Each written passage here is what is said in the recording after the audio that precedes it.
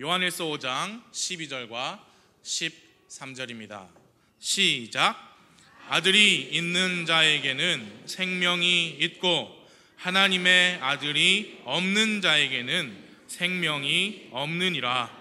내가 하나님의 아들의 이름을 믿는 너희에게 이것들을 쓴 것은 너희에게 영원한 생명이 있음을 너희가 알게 하고 또 하나님의 아들의 이름을 너희가 믿게 하려 함이라. 아멘. 기도하겠습니다. 하나님 아버지, 우리가 읽은 하나님의 말씀만이 우리가 이 시간에 모인 유일한 이유입니다. 원근 각지에서 많은 분들이 이렇게 모이셨는데 이 모임의 시간이 헛된 시간이 되지 않으려면 주 성령님께서 우리에게 이 말씀을 주셔야만 합니다. 하나님께서 세우신 저와 또 이곳에 모이신 모든 분들을 도와주셔서 이 아침에 하나님이 주시고자 하는 바를 들려주시고자 하는 그 말씀을 우리가 분명히 듣고 마음에 새기고 나의 것으로 만들며 그 말씀으로 인한 결단의 반응이 일어날 수 있도록 주님께서 우리를 도와주시옵소서. 이 시간 말씀을 선포하실 담임 목사님 하나님께서 사로잡아 주시고 성령 충만케 해주시오며 그곳에서도 하나님께서 의도하신 바를 이루어 주시옵소서. 이 시간에 아직 예수님이 자기의 개인의 구원자요 주님이 아니신 분이 계시다면 하나님, 오늘 아침이 바로 구원받는 날이 될 수 있도록 주님께서 도와주시옵소서. 예수님의 이름으로 기도했습니다. 아멘. 자리에 앉으세요.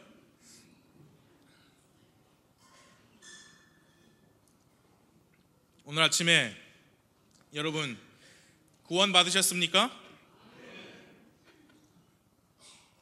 구원 받으셨습니까? 라는 그 질문은 한 사람의 인생에서 들을 수 있는 가장 중요한 질문입니다. 여러 가지 중요한 질문들 중에 하나가 아니에요. 한 인생에 있어서 그 사람이 듣게 되는 가장 중요한 질문이 바로 구원 받으셨습니까? 라는 질문입니다. 그것과 같은 뜻을 가지고 있는 다른 질문들이 많습니다. 예를 들어 오늘 죽으신다고 해도 천국에 가실 확신이 있습니까? 또는 다시 태어나셨습니까? 또는 예수님을 개인의 구원자로 받아들이셨습니까? 다 똑같은 말입니다. 영원한 생명을 받으셨습니까? 하나님의 자녀가 되셨습니까? 사망에서 생명으로 옮겨지셨습니까? 다 똑같은 질문입니다. 다시 드립니다. 여러분 구원 받으셨습니까? 또 구원 얘기하겠습니다. 목사가 구원 얘기하지 무슨 얘기할까요? 구원자 예수님 얘기하지 누구 얘기할까요? 제 얘기할까요? 제가 월요일날 어디 가서 통역을 했는데 얼마나 잘했는지 사람들이 뿅 갔다 그런 얘기할까요? 그런 얘기 들으시려고 오신 겁니까? 저의 목사님은, 담임 목사님은 저에 대해서 어떻게 생각하시는지 목사님도 안 계시고 그런 얘기 할까요? 그런 시시콜콜한 사람 얘기 할까요? 그거 들으시려고 오신 거 아니지 않습니까? 하나님의 말씀을 들으시려고 오신 겁니다. 우리나라 대통령께서 무슨 일을 하셨고 이건 너무 잘하셨고 이건 좀 아닌 것 같고 사실 그분 말고 누가 됐어야 돼 그런 더러운 정치판 얘기 이 강단에서 할 수 없습니다. 거룩한 말씀을 선포하는 자리가 바로 이 강단입니다. 그리고 하나님께서 선포하라고 하신 것은 디모데후서 4장 2절에 보니까 말씀을 선포하라고 하셨습니다. 말씀을 선포하라. 이 죄악된 세상에서 목사가 강단에 서서 할 말은 이것입니다. 구원 받으십시오.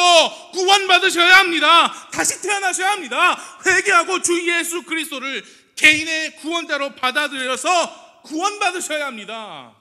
그 말씀을 선포해야 되는 것이 이 자리고 저는 오늘 아침에 다시 선포합니다. 모든 사람이 죄를 지어서 하나님의 영광에 이르지 못했습니다. 의인은 없나니 단 한 사람도 없다고 성경에 말씀하였습니다. 다 죄인이고 죄의 싹은 사망이라고 성경에서 말씀하십니다. 그 사망은 우리 목숨이 날아가는 이 육신의 사망이 아니라 불호수라고 하는 둘째 사망이라고 성경이 말씀합니다. 제가 여러분 사랑하지만 하나님 앞에서 하나님, 제가 장성호 형제님을 사랑하니까 제가 대신 지옥에 갈 테니까 장형제님 천국에 좀 보내주세요. 제가 100번, 1000번, 10,000번 하나님께 애걸해도 하나님께서 뭐라고 하실 것이냐? 야, 그거 참 고상하다. 그거 참 너 정말 마음이 곱다. 하지만 네가 저분 대신 지옥에 가는 게 아니라 너는 이미 네 죄 때문에 지옥에 가는 거야. 하나님께서 세상을 보실 때 어느 한 사람도 다른 한 죄인을 위해서 대신 죽을 자격이 있는 사람이 없었습니다. 왜냐? 모든 사람이 죄를 지어서 하나님의 영광에 이르지 못했기 때문이에요. 그러면 이 세상 모든 사람은 다 죽어서 지옥에 가야 되는 것이 마땅한 공의입니다. 하나님은 공의로우시기 때문에 죄인들이 지옥 가는 것이 하나님의 공의를 훼손시키는 게 아니에요.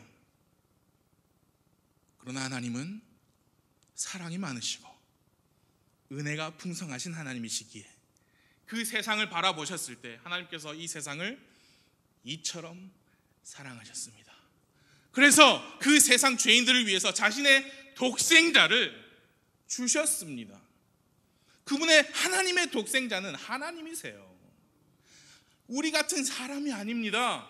그러나 우리 같은 사람들이 한 명도 빠짐없이 다 지옥 가는 것을 막기 위해서, 그들을 거기서 건져내시기 위해서 사람이 아닌 하나님께서 사람의 몸을 입고 육신의 아버지 없이 처녀의 몸에서 태어나셨습니다. 그 전에도 그 후에도 없는 신인이십니다. 육신의 아버지가 없다는 뜻은 사람의 피를 물려받아 태어나지 않았단 말이에요. 그 말은 죄인의 피가 그 속에 흐르지 않고 있었다는 얘기입니다. 그 말은 그 피는 여러분과 나의 죄를 대신해서 죄의 값을 대신 지불할 수 있는 고귀한 피이다. 십자가에서 예수님이 죽으신 것은 바로 죄인을 대신하여서 죄의 대가를 지불하기 위해서 피를 흘리시고 죽으신 것입니다. 사흘 후에 다시 죽음을 이기시고 살아나셨습니다. 그래서 하나님께로 가셔서 그 피를 가지고 가셨어요. 그래서 오늘 아직 그 예수님이 나와 무슨 상관이냐 하시는 분 계시다면 바로 그 상관입니다. 죄인이시고요. 그 죄의 값은 지옥이에요. 그럼 어떻게 천국 가느냐? 2000년 전에 십자가에서 흘리신 그 피, 지금 예수님께서 하늘에서 중보하고 계십니다.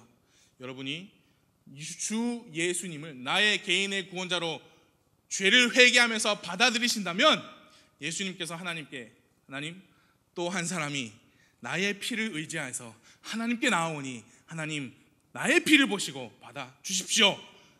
그 능력, 피의 능력 오늘도 유효합니다. 헌금 많이 해서 천국 가는 거 아니에요. 어떤 일을 해서 천국 갈 수 없습니다. 오직 그 예수님을 나의 구원자로 믿음으로 그 지옥 형벌에서 구원 받을 수 있습니다. 그게 제가 선포해야 할 메시지예요.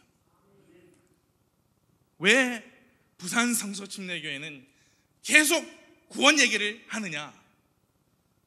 다시 말할게요. 계속 구원 얘기만 하느냐? 세 가지 이유가 있습니다. 첫 번째, 구원받지 못하신 분이 계시다면 복음을 듣고 구원받기 위해서예요. 맞죠? 두 번째 이유는 이거예요. 구원을 받으셨고 자기 자신이 구원받은 것을 알고 있는데도 불신자처럼 타락한 삶을 사는 육신적인 그리스도인들에게 그 말씀으로 찔림과 도전을 주기 위함입니다. 구원받으신 분들, 우리는 거룩한 성도입니다. 이 세상과 동화될 수 없어요. 특히 우리 청소년들 왜 구원받지 않은, 예수님을 믿지 않은, 그 마음속에 성령님이 없는 그 친구랑 왜 여러분의 삶이 똑같아 보여야 되죠?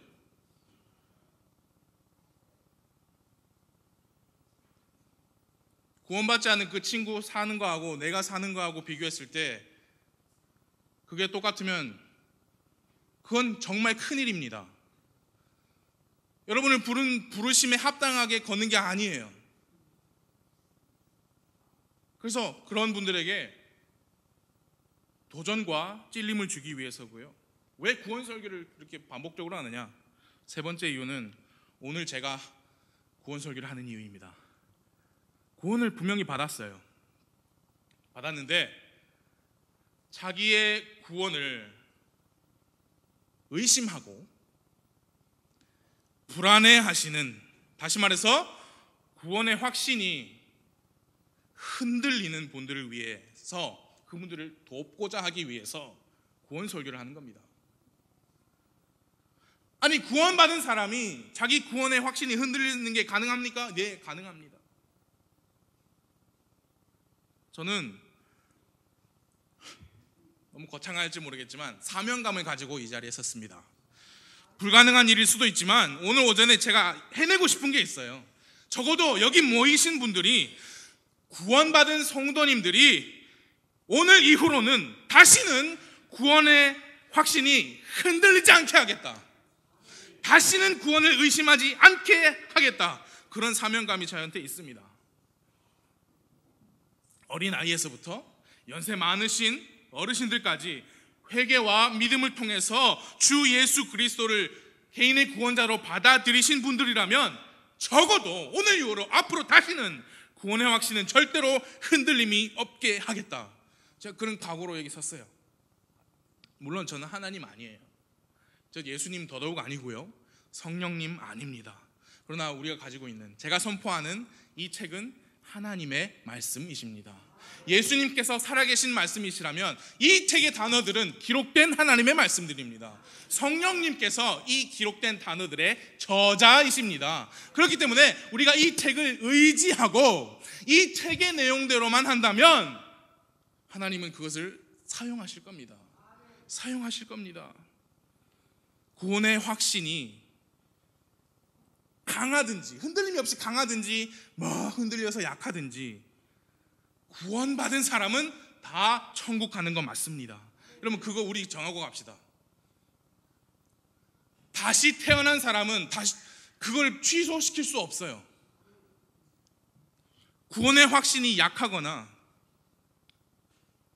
거의 없어도 예수님 안에서 다시 태어난 분은 천국 가는 거 맞아요. 그러나 지금 현 세상에서 구원의 확신이 거의 없거나 흔들린다면 하나님은 그 그리스도인을 들어서 능력 있게 사용하실 수가 없어요. 구원의 확신이 흔들리는 사람은 예수님께서 말씀하신 세상이 줄 수 없는 평안을 받았는데도 그것을 누리지는 못해요. 구원의 확신이 없는 사람은 빌립보서에서 제가 헷갈리시면 안 돼요. 구원 안 받은 사람이 아니에요. 구원 받았는데 의심에 차고 죄책감에 사로잡히고 확신이 흔들리는 사람 말하는 거예요. 지금 그 사람은 빌립보서에서 뭐라고 말씀했느냐, 모든 이해를 뛰어넘는 하나님의 평강을 말씀하고 있는데 그 평강을 받았습니다. 그러나 누리지를 못해요. 세상을 이기는 승리는 이것이니 곧 우리의 믿음이니라 성경이 분명히 말씀했습니다. 그러나 구원의 확신이 흔들리는 그 육신적인 그리스도인은 그 승리를 누리지를 못해요. 승리의 삶을 살지를 못합니다. 그렇게 구원이 의심되고 확신이 없는 사람은 죄책감, 패배감, 죄의식을 이기지 못하고 무력하고 메마르고 피폐한 삶을 살다가 나중에 그리스도의 심판석 앞에서 부끄러운 회개 보고를 그리스도께 드릴 겁니다. 여러분, 사탄이 우리의 구원을 빼앗을 수 있습니까? 대답해 보세요. 사탄이 우리의 구원을 빼앗을 수 있나요? 빼앗을 수 없습니다. 그러나 우리 그리스도인의 구원의 감격, 그 확신을 조금씩 갉아먹고 흔들어 버릴 수 있습니다. 사탄이 하는 일이 두 가지예요. 사람을 상대로. 첫 번째는 불신자들이 복음을 계속 못 듣고 구원 못 받게 하는 일을 하고 있어요, 사탄이. 두 번째 일이 뭐냐? 구원받은 그리스도인들이 그 구원의 감격, 구원의 확신을 잃어버리게 하는 거예요. 그래서 성경 말씀에서 약속하시는 기쁨, 평안, 이런 권능, 승리의 복을 누리지 못하게 하는 게 사탄이 하는 일입니다. 그래서 오늘 일단 제가 뭘 여러분께 선포하고자 하느냐, 우리가 받은 구원의 영원한 보장을 선포하기 원합니다. 우리의 구원의 영원한 보장, 우리의 구원은 영원합니다. 중간에 취소될 수 없습니다. 왜냐하면요, 그 구원이 우리가 만들어낸 것이 아니고 우리가 힘써서 얻어낸 것이 아니라 하나님께서 자신의 섭리와 권능으로 준비하신 선물이기 때문이에요. 그리고 믿음을 통해 은혜로 그것을 받았기 때문입니다. 여러분, 다시 말씀드릴게요. 우리가 받은 이 구원을 준비하시고 완성시키시고 끝내신 그 주체가 우리 같은 사람이 아니라 하나님이시기 때문에 그 우리의 구원은 허점이 없고 빈틈이 없습니다. 중간에 없어지지 아니하고 영원히 안전합니다. 히브리서 5장 9절, 예수님에 대해서 이렇게 말씀하셨어요. 완전하게 되셨으므로 자기에게 순종하는 모든 사람들에게 영원한 구원의 창시자가 되셨다. 영원한 구원이에요. 영원한 구원. 근데 그 구원을 창시하신 분이 누구시냐? 모세예요? 다윗입니까? 아니에요. 예수 그리스도께서 창시하셨습니다. 여러분, 우리 같은 사람이 우리 구원을 만들어낸 게 아니에요. 이만희가 만드는 게 아닙니다. 문선명이 만드는 게 아니에요. 박태선이 만든 게 아닙니다. 그런 사람들이 우리의 구원을 창시했다면 그건 영원한 구원이라고 부를 수 없어요. 왜? 안상홍이 죽었거든요. 유재열 죽었습니다. 박태선 죽었어요. 문선명도 죽었습니다. 예수님도 죽으셨습니다. 그러나 예수님은 다시 사셨습니다. 지금도 살아계시고 영원히 살 것입니다. 그런 영원하신 분이 우리의 구원의 창시자이시기 때문에 우리 구원은 영원한 거예요. 이만희 믿으면 지옥 갑니다. 이만희가 누구예요? 신천지 교주예요. 이만희 신천지 믿으면 지옥 가요. 그럼 성경은 뭐라고 말씀하느냐? 주 예수를 믿으라. 그리하면 내가 구원을 받고 내 집이 받으리라. 예수님을 믿으면 영원한 구원을 받습니다. 히브리서 9장 12절, 염소와 송아지의 피가 아니라 자기 피를 힘입어 단 한 번 거룩한 곳에 들어가서 우리를 위하여 영원한 구속을 얻으셨느니라. 예수님께서 자기 피를 가지고 하늘의 긍휼의 자리, 거룩한 하늘의 성소에 들어가셨어요. 그래서 구약시대 제사장들이 그 짐승 피를 가지고 속죄일날 지성소에 들어가서 주 하나님의 궤 위에 있는 긍휼의 자리에 그 죄를 대속하여 흘려진 짐승의 피를 뿌렸던 것처럼, 그러나 그것은 매해년 반복되어야 했습니다. 그리고 제사장도 자기 자신의 죄를 대속해야만 했습니다. 그러나 우리 예수님께서는 자기 자신이 어린 양이시고 자기 자신이 우리의 대제사장이십니다. 자기 자신이 자기 피를 가지고 올라가셔서 하늘의 거룩한 곳에 단 한 번, 왜냐? 다시 할 필요가 없거든요. 왜냐? 그 구속은 영원한 것이기 때문입니다. 영원한 구속을 얻으셨느니라. 누가 올라갔어요? 짐 존스? 프란치스코 교황입니까? 예수 그리스도이십니다. 여러분, 우리는요, 우리의 구원을 잃어버리기 위해서 할 수 있는 게 아무것도 없습니다. 아무것도 없어요. 성경 말씀에서 요한복음 10장 29절 그들을 내게 주신 내 아버지는 모든 것보다 크심에 아무도 내 아버지 손에서 능히 그들을 빼앗지 못하느니라. 여러분, 구원받는 우리가 하나님의 손 안에 꽉 있습니다. 하나님의 손이에요. 아무도 거기에서 우리를 빼앗을 수 없습니다. 내가 확신하노니 사망이나 생명이나 천사들이나 정사들이나 권능들이나 현재 있는 것들이나 장래 있을 것들이나 높음이나 깊음이나 어떤 창조물이라도 능히 우리를 그리스도 예수 우리 주 안에 있는 하나님의 사랑에서 떼어놓지 못하리라. 이게 성경 말씀이에요. 우리는 하나님의 사랑 안에서 내쳐질 수 없어요. 그게 우리의 구원의 영원한 보장입니다. 디모데후서 1장 12절 한번 찾아보실까요? 디모데후서 1장 12절.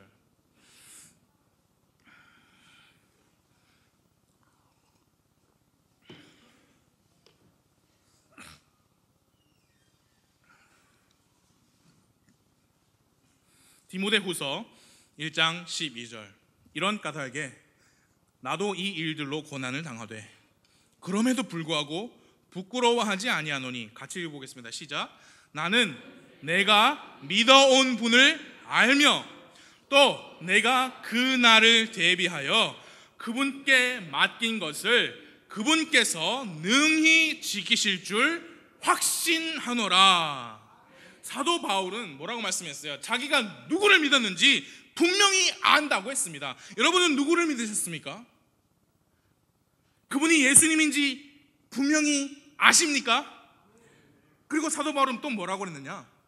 그 분께서, 그 예수님께서 무슨 일을 하실지 확신한다 했는데요. 그게 뭐냐면 그 날을 대비해서, 세상 끝을 대비해서 예수님께 맡긴 것, 즉 자기 혼의 운명을 맡겼는데 그 예수님께서 능히 자기 혼을 지키실 줄을 확신한다고 했습니다.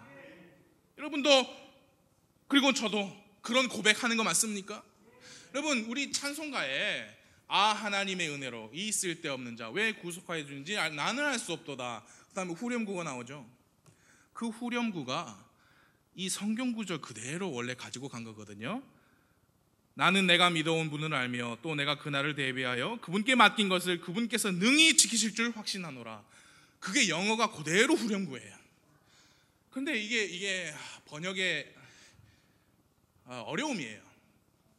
내가 믿고 또 의지하면 내 모든 형편 잘 아는 주님 늘 돌보아 주실 것을 나는 확실히 아네. 형편이 어려우니까 주님 그리고 아시니까 늘 나를 도와주시고, 그래서 내 사업도 내 일도 내 건강도 하나님께서 돌보아 주실 것을 나는 확실히 안다. 그런 식으로 메시지를 전한 것 같이 번역이 되었습니다만 그 말씀은 우리의 혼의 구원을 위한 말씀이에요. For I know whom I have believed. 내가 믿은 분을 내가 안다 그 말이에요. 그리고 내가 그 믿은 분께 내가 이거를 맡겼는데 그분께서 끝날까지 그것을 능히 지키실 것이다. 내 혼의 구원을 지켜주실 것이다. 내가 지키는 게 아니라 예수님께서 지켜주실 것이다. 그래서 나는 그것을 확실히 안다.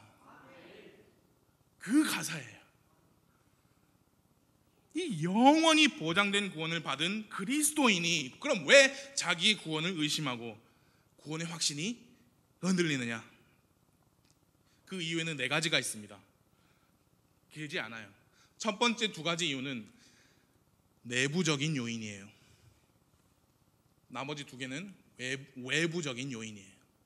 왜 구원의 확신이 흔들리느냐? 첫 번째, 구원받았지만 생활 속에서 여전히 죄가 있고 그로 인한 죄책감으로 인해서 자기의 구원을 의심하게 됩니다. 이거는 여러분 구원받으신 여기에 있는 모든 분들에게 다 해당되는 거예요. 다. 구원받은 그리스도인이 죄를 지을 수 있습니까? 대답해 보세요. 죄를 지을 수 있어요? 죄를 지을 수 있습니다. 당연히 지을 수 있어요. 아니, 구원받았는데 어떻게 죄를 지을 수가 있느냐? 참된 구원을 받았다면 죄를 지을 수 없습니다. 당신이 구원받았다고 말은 하지만 죄를 지었다면 그건 참된 구원이 아닙니다. 그건 말장난이에요. 그렇게 속임수로 현혹하면서 결국엔 뭐라고 하느냐? 결국 당신 교회에는 참된 구원이 없어요. 우리 교회에만 참된 복음과 참된 구원이 있습니다. 그렇게 꼬드기는 사람들이 봐도 이 이단이에요. 이단. 구원 받았습니까? 네. 그럼 죄 안 짓습니까? 죄 짓는데요. 그럼 그 구원 아닙니다. 그럼 그렇게 질문하는 그 사람 삶에서는 죄가 없겠습니까? 있죠. 당신 방금 죄 지은 거잖아요. 그러면 뭐라고 말한 줄 아세요? 그거는 내가 죄를 지은 게 아니라 내 속에 여전히 남아있는 죄의 본성이 죄를 지은 겁니다. 그게 어디서 수작을 걸고 있어요?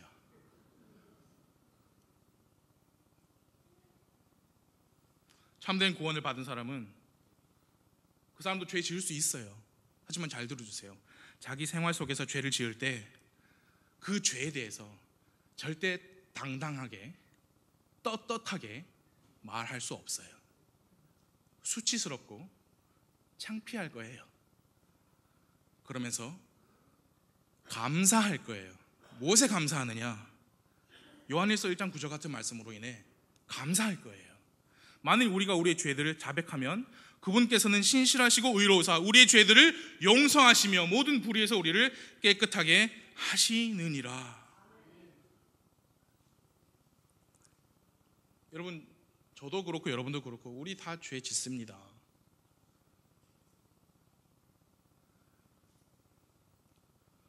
그러나 우리는 처음부터 우리가 잘나서 구원받는 거 아니었잖아요. 처음부터 우리 구원받는 게 우리 공로로 받는 거 아니잖아요. 그러면은 그 다음 그리스도인의 크리스찬 라이프 생활도 우리 힘으로 하는 거 아니에요. 성령님의 권능으로 하는 거죠. 그래서 죄를 지으실 때 성경 말씀 그대로 하나님께 자백하십시오. 참된 구원을 받는 사람은 자백할 때 통회하는 영으로 자백할 겁니다. 회개하는 마음으로 하나님께 자백을 할 겁니다. 절대 사람들 앞에서 나 죄 지었다 왜? 그럼 나 자백했어 나는 당당해 나는. 절대 그런 식으로 개념 없이 이상한 신앙을 한다? 그거는 성경 말씀이 말하는 신앙이 아니에요. 우리 모두는 예수님을 닮아가는 경주 속에 있습니다. 여정 속에 있어요. 이 육신을 입고 사는 한 우리는 그 여정, 그 경주, 그 싸움을 계속해요. 여러분, 전쟁이 있지만 그 안에 싸움들이 많이 있죠.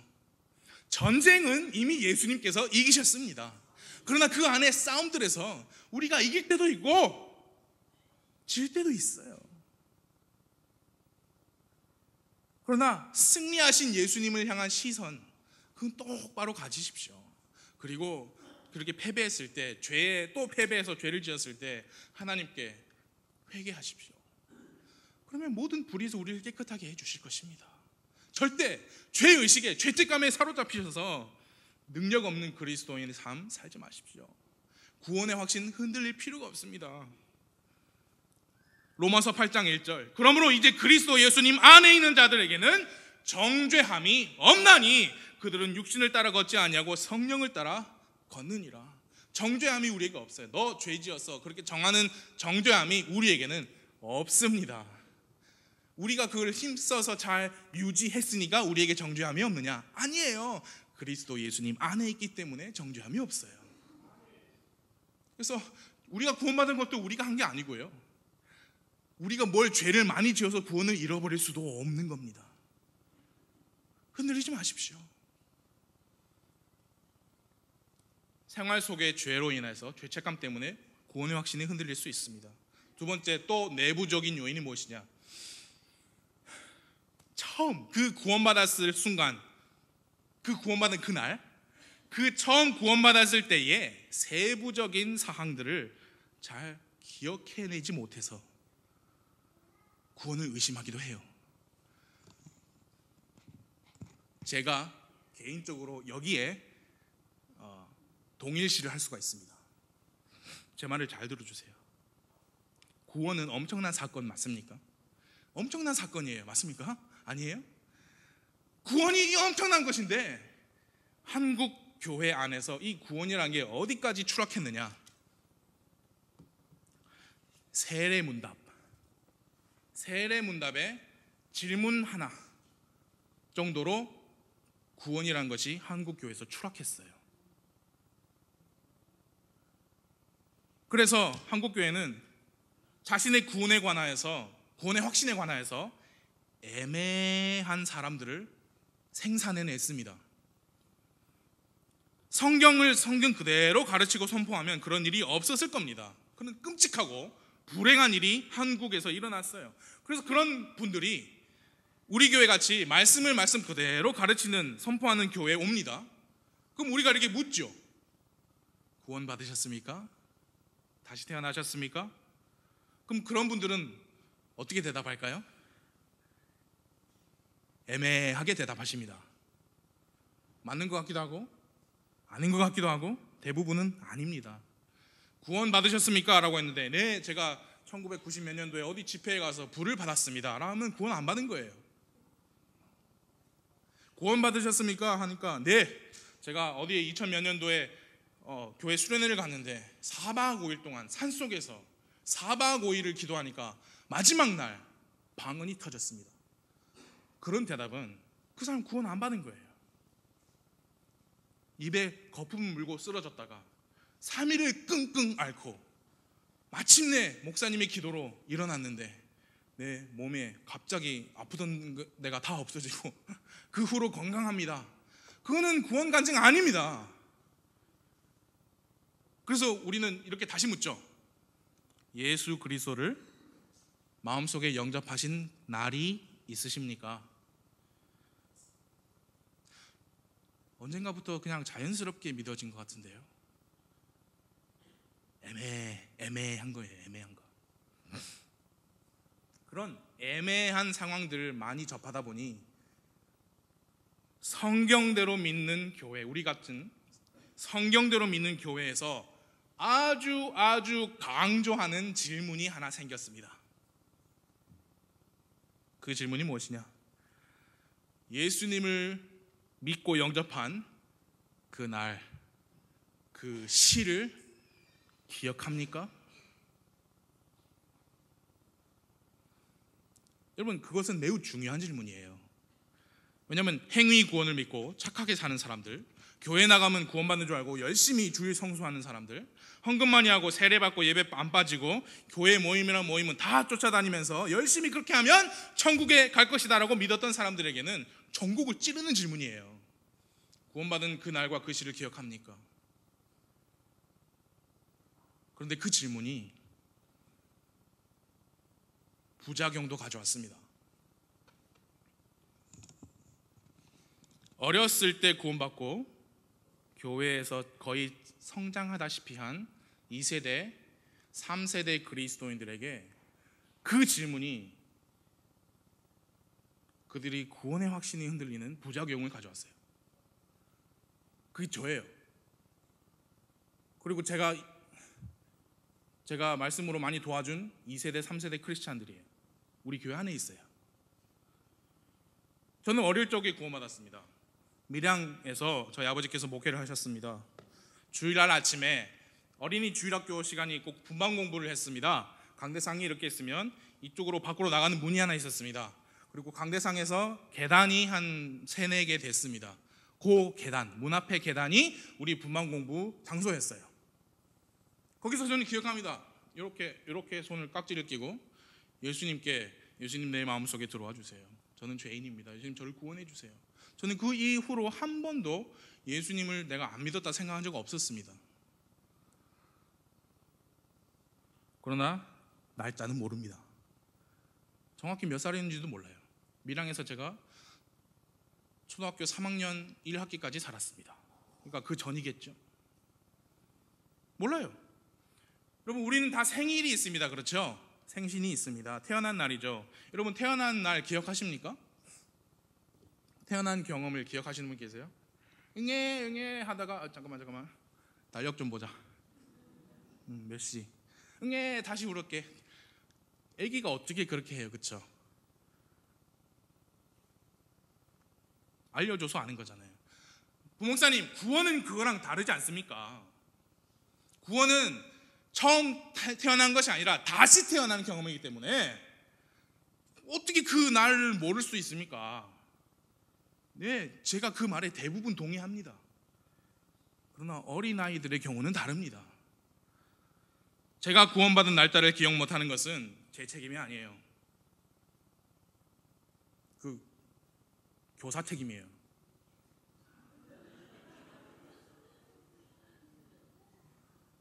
어린아이가 구원받았다고 뭐 그게 성인이 구원받는 것보다 좀 덜합니까? 성인의 믿음보다 훨씬 더 순수한 것이 어린아이들의 믿음이에요. 그럼 그 교사님이 목사님한테 말을 했어야죠, 그죠?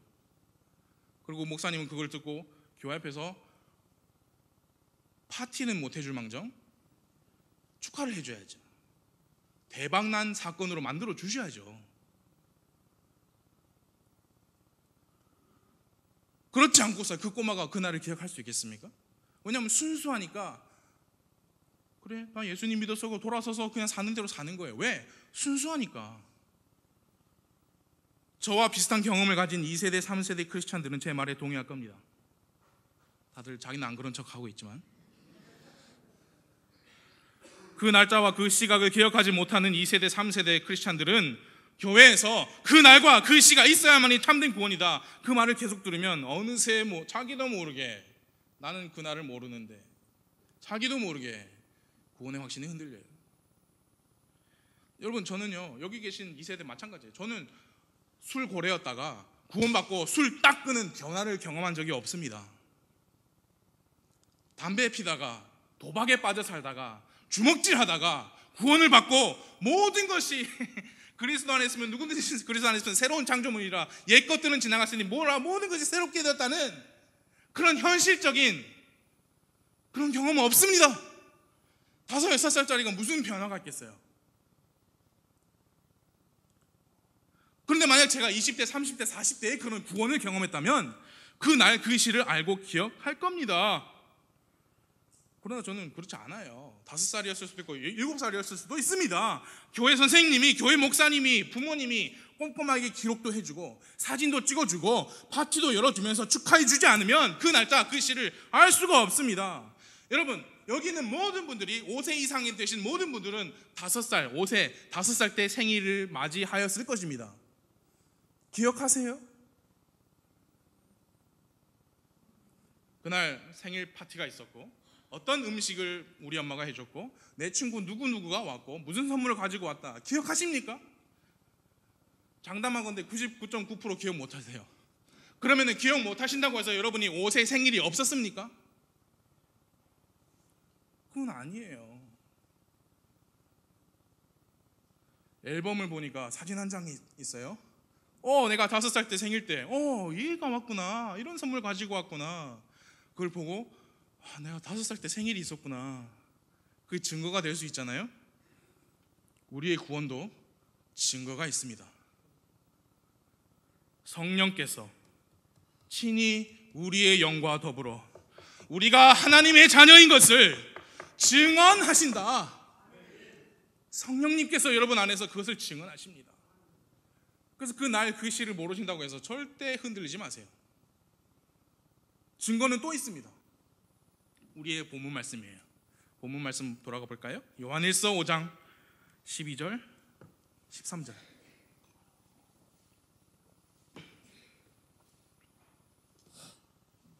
(12절만) 같이 읽어보겠습니다. 요한일서 5장 12절 시작. 아들이 있는 자에게는 생명이 있고 하나님의 아들이 없는 자에게는 생명이 없느니라. 우리의 구원의 증거가 무엇이냐? 하나님의 말씀입니다. 내 기분 아닙니다. 내 느낌, 내 감정 아닙니다. 내 느낌이 나는 구원 안 받은 것 같아, 그게 여러분의 구원을 밝힐 수 있는 증거가 아닙니다. 하나님의 말씀이 증거예요. 하나님의 말씀이 심플하게 말씀하고 계십니다. 아들이 있는 자에게는 생명이 있고 하나님의 아들이 없는 자에게는 생명이 없느니라. 여러분께서 예수님을 자신의 구원자로 믿으셨다면 여러분에게는 하나님의 아들 예수님이 있습니다. 아들이 있는 자에게는 뭐가 있습니까? 생명이 있습니다. 하나님의 아들이 없는 자에게는 생명이 없습니다. 그게 다예요. 그게 다예요. 하나님의 아들의 이름을 믿어놓고도 나한테 영원한 생명이 있나? 라고 궁금해하고 의심하는 사람들이 그때에도 있었던가 봐요. 그래서 13절이 말씀하고 있습니다.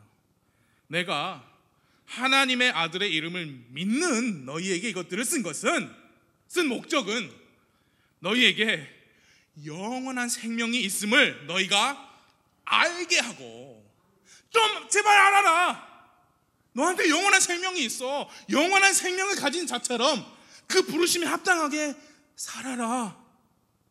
확신 가운데 승리하면서 살아라. 그걸 위해서 내가 이걸 쓴 거다. 여러분에게 영원한 생명이 있음을 아십니까? 구원받은 그 분명한 그 날과 시까지 기억하는 것은 매우 중요한 일입니다. 저는 그를 강조하는 것을 절대 폄하하거나 부인하려는 것이 아니에요. 그러나 한 사람이 구원받았다고 말을 하는 사람이 그 날을 기억하지 못해서 그거에 가짜다 라고 의심하고 그 사람 자신마저도 구원의 확신이 흔들리는 것은 결코 좋은 일이 아니에요. 그리고 성경 어디에도 그 날과 그 시를 알아야 네가 구원받은 게 확실하다고 하는 구절이 없습니다. 성경은 구절은 이렇게 말씀합니다. For I know whom I have believed. 내가 믿어온 분을 안다. 여러분 뭘 믿고 계십니까? 혼의 구원을 위해서. 사도 바울은 내가 믿어온 그분을 안다 그랬어요. 여러분은 혼의 구원을 위해서 누굴 믿으셨는지 아십니까? 구원이다 아니다를 말하기 위해서 뭘 알아야 되느냐? 그 나를 알아야 되는 게 아니에요. 누구를 믿었는지를 알면 아들이 있는 자에게는 생명이 있습니다. 하나님의 아들이 없는 자에게는 생명이 없습니다. 확신할 수 있습니다. 흔들리지 마세요. 흔들리지 마세요. 내부적인 요인이었어요. 죄책감, 그리고 그 나를 몰라서 내 스스로가 내부적으로. 이제 짧게 외부 사탄의 속임수에 넘어가면 구원의 확신이 흔들려요. 이 세상에는 이미 하나님 말씀에 요한일서 4장 3절에 적 그리스도의 영이 이미 지금 세상에 있다 했습니다. 그 사탄이 세상의 권세를 잡고 있는 한 하나님에게서 난 것이 아닌 세상에서 나는 모든 것은 적 그리스도의 영이 담겨 있어요. 무슨 말이냐? 세상에 있는 책, 세상 사람들이 보는 영화, 연극, 뮤지컬, TV 드라마, TV 예능 프로그램, 가수들 나와서 노래하는 노랫말, 또 노래만 하는 게 아니라 막 춤도 추고 그렇죠? 거기에 담겨진 그 영, 세상 문학, 세상 철학, 세상 체육, 세상이 하는 모든 것에는 사탄이 손댈 수가 있어요. 손대서 어떻게 하느냐? 아까 말했죠? 불신자들은 계속 구원 못 받게 하고 구원받는 사람들은 구원의 확신을 흔들어 버리는 거예요. 그래서 그리스도인이 세상에 동화되지 말고 생각을 새롭게 함으로 변화를 받아서 분리된 삶을 살아야 하는 겁니다. 제발 우리 어린 청년들 제발 이 세상 것 재밌어 보이고 좋아 보이고 빠져들고 싶고 보고 싶고 듣고 싶고 만지고 싶고 멀리 하세요. 쉬운 일 아니에요. 쉽다고 말하지 않습니다. 그러나 우리가 받은 명령이에요. 분리된 삶, 거룩히 구별된 삶. 거기 쑥 빠져들어가면 구원의 확신이 흔들리는 것은 시간 문제예요. 그게 외부적인 요인 첫 번째고요. 마지막 외부적 요인이 무엇이냐? 거짓 교사들의 잘못된 가르침입니다. 거짓 교사들의 잘못된 가르침. 요한일서 2장 26절에 너희를 유혹하는 자들에 관하여 내가 이것을 너희에게 써노라. 이 유혹은 temptation이 아니고 seduce라는 말은 현대 영어에서는 성적으로 꼬드기는 것을 seduce라고 해요.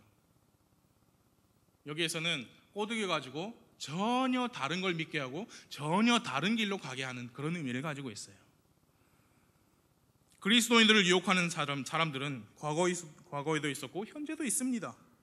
특히 이 구원의 교리에 있어서 잘못된 가르침 때문에 예수님을 믿는 사람들이 구원의 확신이 흔들려요.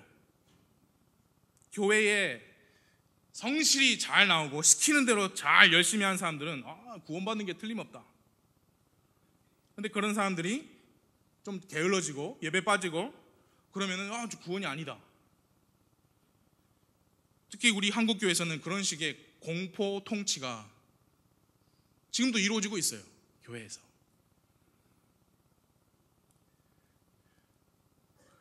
목사님이 그렇게 말씀하시면 흔들려요. 그러나 예수님을 믿으신 여러분, 아들이 있으면 뭐가 있어요? 하나님의 아들이 없으면 생명이 없습니다. 그게 끝이에요. 그 어느 다른 누구도 나의 믿음을 판단할 수 없습니다. 아무도 여러분의 믿음을 판단하게 허용하지 마세요. 아무도 여러분의 믿음을 거짓된 것으로 폄하하고 훼손시키도록 허락하지 마십시오. 누가 뭐라고 한들 하나님의 말씀이 뭐라고 말씀하시냐가 가장 중요합니다. 성경 말씀이 항상 이겨요. 그 위대한 목사가 뭐라고 말했든 상관없어요. 성경 말씀이 항상 이깁니다. 이 말씀이 그 목사님의 말씀을 이깁니다. 이 말씀이 신천지 추수꾼들을 이겨요. 여호와의 거짓 증인들을 이깁니다. 칼빈주의자들의 예정론을 이깁니다. 항상 이깁니다. 하나님의 말씀이. 여러분의 신앙생활에서 실족도 하고 실수도 하고 이 경주란 것이 잘 달릴 때도 있고 뒤에 처질 때도 있어요. 여러분 여기 통로가 세 통로가 있는데 이게 경주 라인이라고 생각해 보세요. 어떤 사람은 요만한 제 앞에 있을 수도 있고 어떤 사람은 중간에 있을 수도 있고 어떤 사람은 저 뒤에 있을 수도 있는데 여러분 각자 자기만의 길이 있음을 깨닫기 바랍니다. 나와 다른 사람을 비교해서 저 사람에 비해서 나는 혹시 구원 안 받는 거 아닌가 그런 생각할 필요가 없습니다. 각자 다른 코스예요. 나의 달려갈 길을 마치고 저는 제 달려갈 길이 있어요. 여러분 길이 또 있는 겁니다. 비교해서 구원의 확신이 흔들릴 이유가 없습니다. 내가 이게 맞나? 내가 이거 믿고 있는 이게 정말 구원받는 게 맞나? 여러분이 가지고 있는 그 조그만 믿음 제발 좀 가지라고 길거리에 나가서 전도 한번 해보십시오. 사람들이 그 작은 믿음 가지는가? 방법이 있다면 그렇게 하고 싶어요. 그냥 방법이 어떤 마법이 있다면 딱 해가지고 네 믿겠습니다. 그런 식으로 막 목구녕으로 이걸 집어넣을 수만 있다면 넣고 싶습니다. 하지만 그게 안 돼요. 왜? 사람들 마음이 다 자기 자유의지가 있어요. 스스로 믿고 받아들여야 하거든요.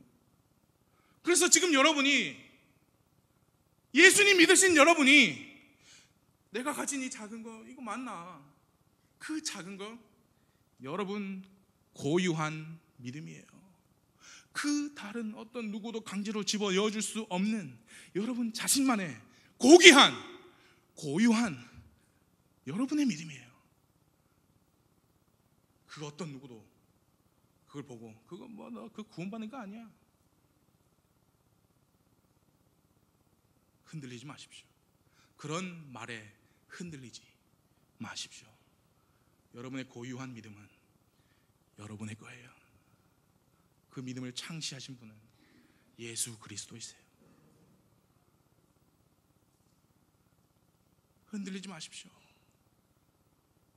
승리를 누리십시오. 내 삶을 돌아보니 나도 참 한심하다. 그럼 그걸 계속 안주하실 거예요? 이 경주하는데 누군 앞에 가는데 저 뒤에 계시면서 막 뒤에만 계실 겁니까? 둘 털고 자 다시 가보자.